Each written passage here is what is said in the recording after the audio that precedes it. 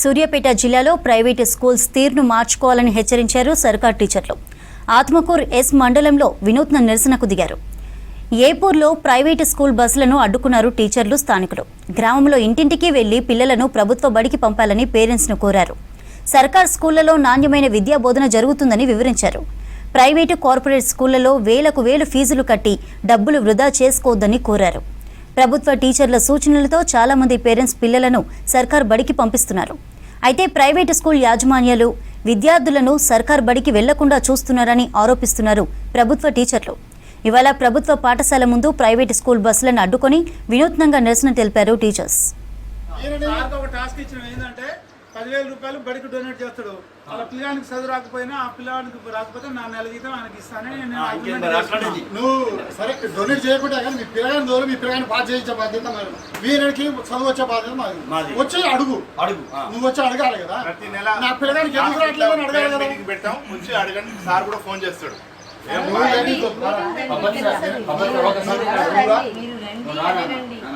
ఇప్పుడు 37 మంది పాస్ అయ్యారా లేదా? మా పాఠశాల ఎంతో ఉపాధ్యాయులందరూ ఎంతో కష్టపడి పనిచేస్తున్నాం. మేము గత సంవత్సరం మాకు 37 మంది 10వ తరగతుల విద్యార్థులు ఉంటే 37 మంది పాస్ అయినారు. మా టాప్ ఎస్ఎస్సి టాప్ మార్క్స్ 520 మార్కులు. మేము ఎంత ప్రయత్నించినప్పటికీ ఈ ప్రైవేట్ స్కూల్ వాళ్ళు వచ్చి బసిబూసి మారడగాయలు చేసి తల్లిదండ్రుల నుంచి విద్యార్థులను తీసుకొని పోతున్నారు.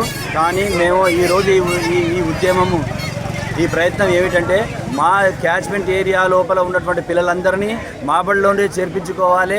దేనికి మేము బాధ్యత వహిస్తాం. విద్యార్థుల యొక్క విద్యాభివృద్ధికి వాళ్ళ యొక్క ప్రగతికి మేమే బాధ్యత వహిస్తాం.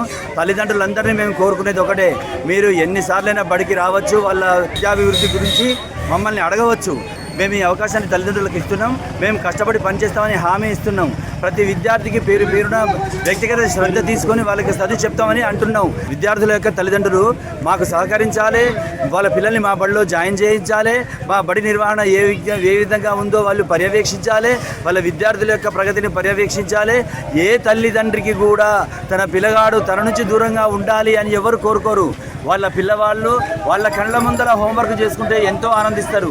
టిఫిన్లు పెట్టుడు, టీలు ఇచ్చుడు ఎంతో ఇచ్చి ఆనందిస్తుంటారు. కాబట్టి ఆ యొక్క ఆనందాన్ని ప్రతి కుటుంబం, ప్రతి విద్యార్థి యొక్క తల్లిదండ్రులు పొందాలని నేను ఆశిస్తున్నా.